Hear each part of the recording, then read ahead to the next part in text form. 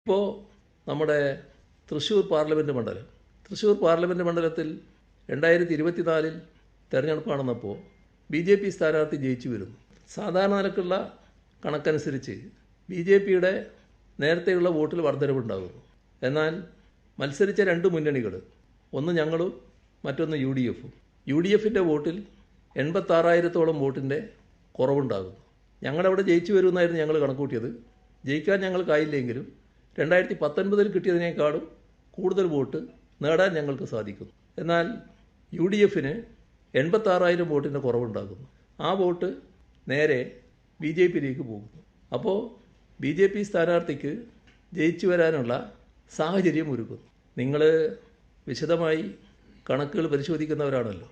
ഇപ്പോൾ വർത്തമാനകാലമായതുകൊണ്ട് ഇപ്പോൾ നടന്ന തദ്ദേശഭരണ സ്ഥാപന തെരഞ്ഞെടുപ്പിൽ ഇവിടെ തിരുവനന്തപുരം കോർപ്പറേഷനാണല്ലോ BJP നേടിയിട്ടുള്ളത്. ആ നേട്ടത്തിന് പിന്നിൽ പ്രവർത്തിച്ച കറുത്ത കൈ ഏതാണ് എന്ന് ചെറിയൊരു അന്വേഷണം നിങ്ങൾ നടത്തിയാൽ മനസ്സിലാവുമല്ലോ. അവിടെ ചില ഡിവിഷനുകളിൽ കോൺഗ്രസിൻ്റെയും UDFിൻ്റെയും വോട്ടിൽ സാരമായ കുറവ് വന്നിട്ടുണ്ടല്ലോ. ആ വോട്ട് BJP സ്ഥാനാർത്ഥിക്ക് പോയതായി കാണുന്നുണ്ടല്ലോ.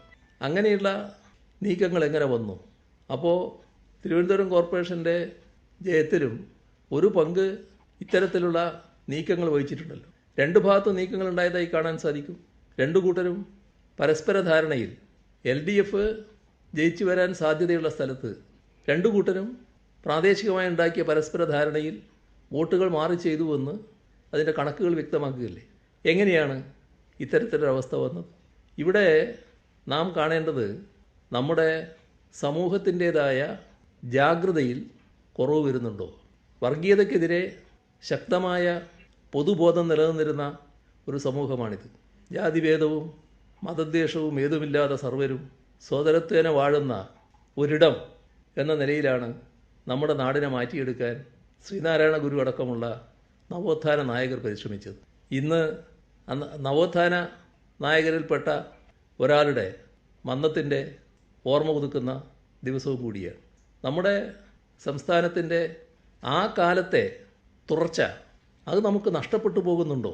വർഗീയതയ്ക്കെതിരെയുള്ള ജാഗ്രതാബോധം അതിൽ കുറവ് വരുന്നുണ്ടോ? നമ്മുടെ നാടിന് പലതരത്തിലുള്ള പ്രത്യേകതകൾ നാം പറയാറുണ്ട്. ഇവിടെ ആർക്കും ഏത് തരത്തിലുള്ള വിശ്വാസവും കൊണ്ട് നടക്കാം. ഏത് വിശ്വാസിക്കും അവരുടെ വിശ്വാസമനുസരിച്ച് ഇവിടെ ജീവിക്കാം. ഏത് ആരാധനാലയത്തിലും അവരുടെ വിശ്വാസമനുസരിച്ച് ആരാധിക്കാനുള്ള അവകാശം ഇവിടെയുണ്ട്. ഇതൊന്നും നമ്മുടെ രാജ്യത്ത് നടക്കാത്ത കാര്യമാണ്. പലയിടത്തും നടക്കാത്ത കാര്യമാണ്. ഭക്ഷണത്തിൻ്റെ പേരിൽ, വിശ്വാസത്തിൻ്റെ പേരിൽ, വസ്ത്രത്തിൻ്റെ പേരിൽ എല്ലാം ആളുകളെ